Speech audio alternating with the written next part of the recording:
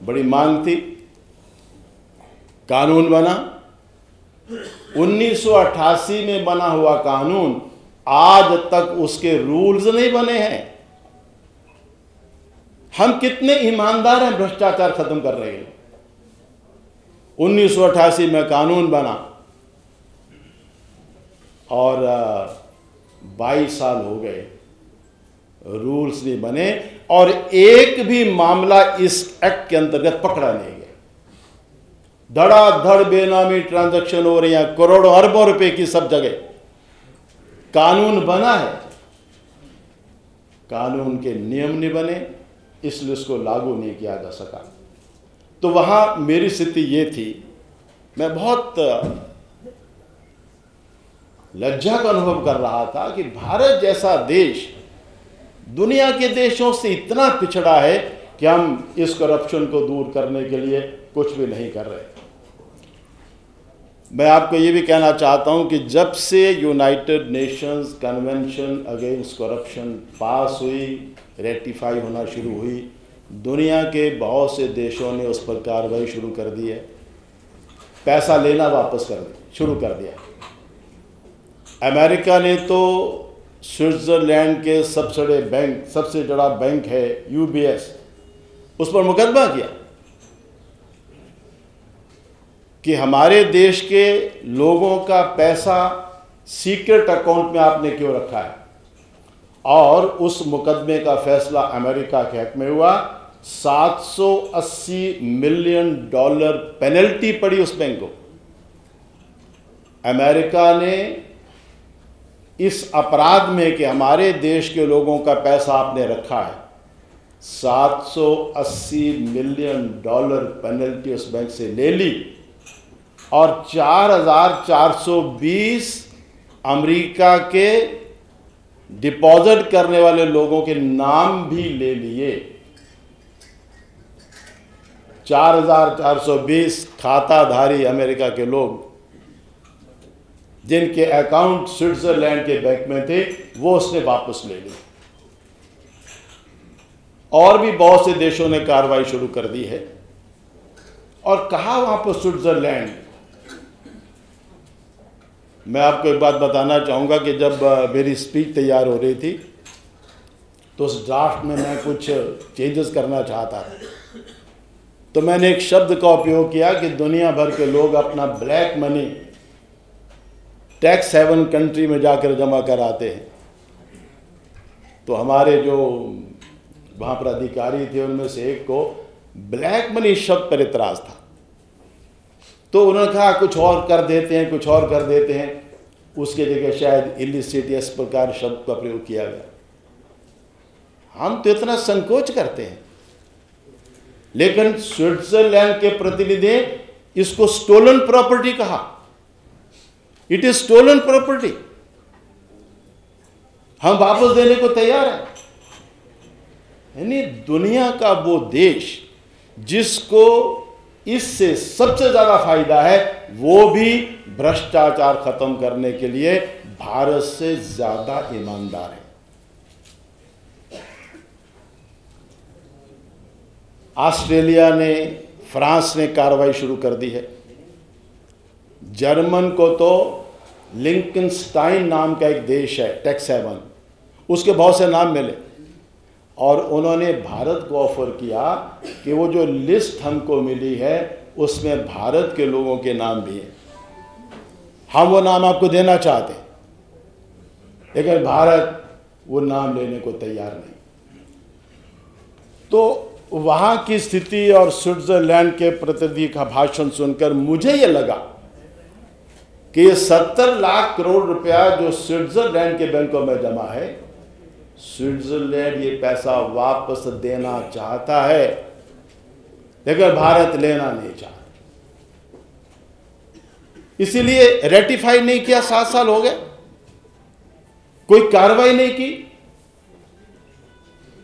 70 लाख करोड़ रुपया भारत के बेईमान लोगों ने देश का चुराकर, जो इस देश का है, गरीब का है, यहां के विकास के लिए लगना चाहिए था, वो स्विस बैंकों में जमा कराया है।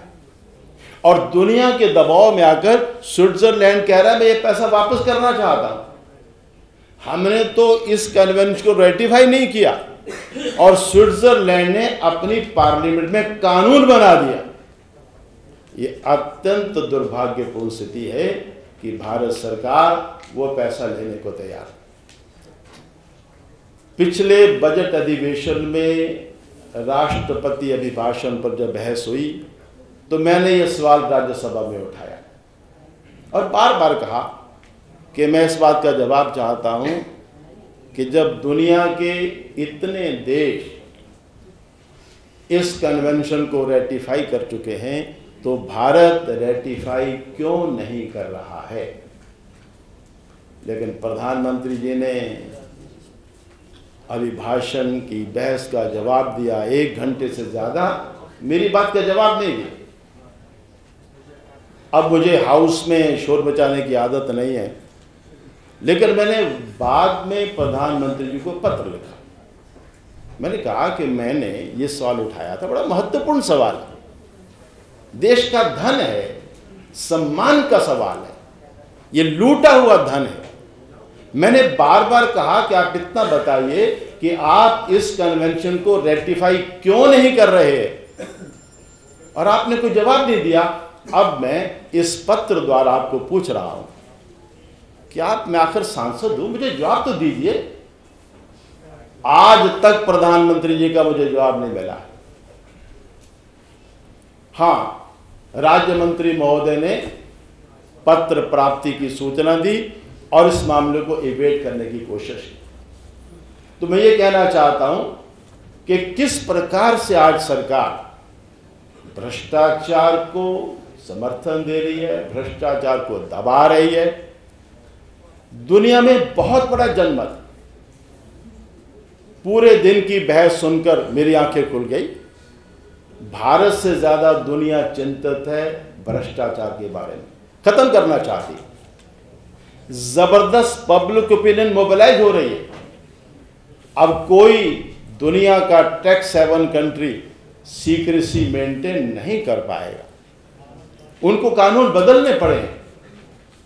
लेकिन हम इस दिशा में बिल्कुल आगे बढ़ना नहीं चाहते, कुछ नहीं करना चाहते। अभी अभी G20 देशों का सियोल में जो अधिवेशन हुआ है उसमें भी करप्शन के खिलाफ निर्णय लिए गए। मुझे याद है पहले भी पिछला G20 का अधिवेशन जो हुआ था उसमें भी उन्होंने बड़े स्पष्ट रूप में कहा था कि अब दुनिया के कोई देश ये सीक्रेसी नहीं रख सकते, ये बिल्कुल गलत है, ये बेईमानी और भ्रष्टाचार का समर्थन है। तो सियोल के अंदर भी ये मामला उठा और आपने देखा होगा पिछले दिनों कहीं से खबर आई कि भारत सरकार कन्वेंशन को रेटिफाई करने का सोच रही है। केवल सियोल में जो प्रेशर पड़ा, भारत भी वहां था, G20 देशों ने जो उसका हिसाब किताब किया कि हमने पिछली बार ये निर्णय किया था, कहां कहां इस बारे में क्या हुआ है, तो शायद वहां आया होगा कि सभी देशों ने, मेरा ख्याल G20 के सभी देशों ने रेटिफाई किया है, भारत ने रेटिफाई नहीं किया। तो उनको कहना पड़ा कि हम रेटिफाई करने की बात सोच रहे हैं, करेंगे नहीं करेंगे ये मुझे मालूम नहीं है, करें तो बहुत अच्छी बात होगी, खुशी की बात होगी। मुझे इतना ही कहना है कि आज भारत में 26 करोड़ लोग गरीबी की रेखा से नीचे रहते हैं और सरकार की एक रिपोर्ट के मुताबिक 77 करोड़ लोग 20 रुपए प्रतिदिन पर गुजारा करते हैं।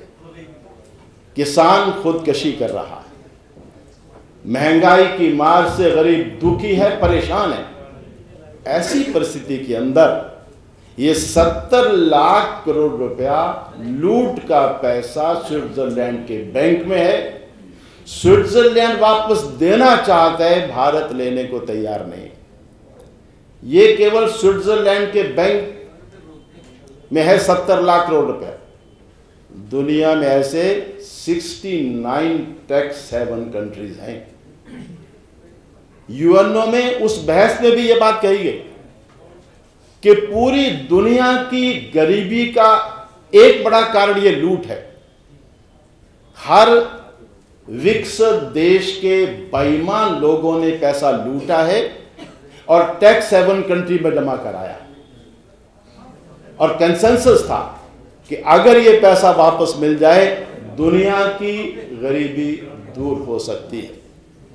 केवल स्विट्जरलैंड में भारत का 70 लाख करोड़ रुपया है, बाकियों में कितना होगा ये मालूम नहीं।